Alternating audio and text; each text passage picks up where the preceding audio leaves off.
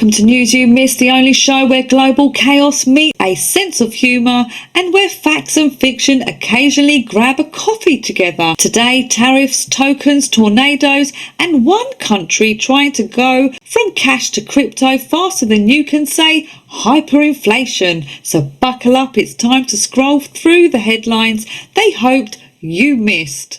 First up, President Trump slapped a 10% tariff on Canadian imports, claiming it's about fair trade. Canada claims it's about Trump being Trump. It all started with a Reagan-themed ad out of Ontario, and now maple syrup might just cost them oil. Trade wars are like breakups. Everyone says it's not personal right before setting your economy on fire. Moving on, during his Asia trip, Trump was spotted dancing with Malaysia's Prime Minister Anwar Ibrahim. A few hours later, boom, Cambodia and Thailand signed a peace deal. If dancing works this well, we might need to replace the State Department with Dancing with the Stars. Diplomatic edition. Next up, Putin says Russia successfully tested a nuclear-powered cruise missile with ultimate range. That's not a missile, that's a midlife crisis. It's supposedly invincible. Translation, it probably exploded off-screen. Shifting east, China's pushing a new global governance system based on equality, which is adorable, coming from the country that blocks Winnie the Pooh for being too political. They also signed their first BRICS loan with South Africa in yuan and conveniently forgot to mention the interest rate. If your banker won't tell you the rate, you're not in a deal. You're in a documentary. And moving on, Vice President J.D. Vance skipped the Western Wall and went to the Church of the Holy Sepulchre instead. Diplomats gasped, tourists shrugged, social media called it spiritual clickbait. And Turkey, in Istanbul, protesters hung a giant banner from a crane calling for death penalty for Netanyahu. No response yet from Israel, likely because the foreign ministry is still trying to figure out if it was a protest or performance art. And in Latin America, the US sanctioned Colombian President Gustavo Petro for alleged drug ties. Petro fired back, accusing the CIA of spying on Colombians using Israeli Pegasus spyware. His lawyer told RT, "We're challenging this politically motivated attack." At this point, Colombian politics is less about laws and more about plot twists. And Russia says it's open to peace as long as Ukraine stays neutral. Trump got a shout out for avoiding World War III. Meanwhile, Zelensky thanked Trump for his path of pleasure. That may be the strangest sentence in modern diplomacy. Peace is a sequel everyone wants, but no one will fund. And the final stop in Tehran, locals filmed a peaceful nightlife captioned, "Don't play with Iran." Meanwhile, Trump met Emir of Qatar aboard Air Force One, proving diplomacy now comes with Wi-Fi and warm nuts. The Middle East might not have peace, but it definitely has a better airline service. And over to financial funnies and Goldilocks report. Iraq Central Bank is applying to join the Bank of International Settlements, planning to remove 3 zeros from its currency and launch a digital dinar. It's a massive step towards financial modernization. Think of it as Iraq saying, "We're ready to join the big kids table now, and we brought oil." Goldilocks says, "Not too hot, not too cold.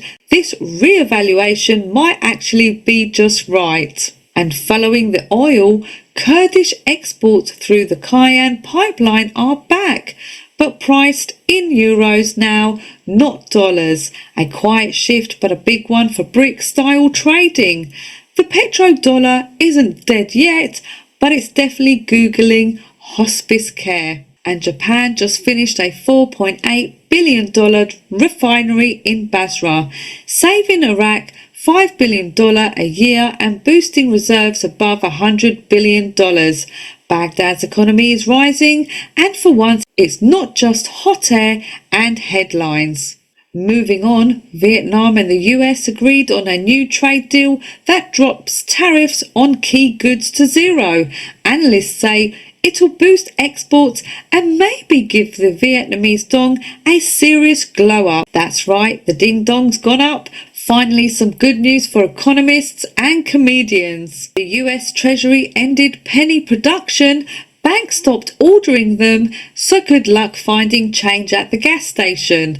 Pre-1982 copper pennies are now worth 48 cents in metal. Keep your jar pennies. At this rate, they'll outpace your savings account. Warren Buffett's favourite metric, market cap to GDP, just hit 219%. That's not a market, that's a balloon animal. When Buffett waits, smart investors put on helmets. And solar panels are eating silver supplies faster than miners can dig it. We're officially in a silver deficit. If you can't afford gold, silver might just be the new poor man's inflation hedge. And Kyrgyzstan just launched a national stablecoin on Binance BNB chain, rolled out a CBDC, and even created a national crypto reserve. From Kashmir to crypto, Kyrgyzstan's proving innovation doesn't need a coastline, just Wi-Fi and guts. And crypto sparks, Michael Saylor teased another massive Bitcoin buy with just an emoji. That's all it takes now, a dot. We used to read tea leaves, now we read tweets.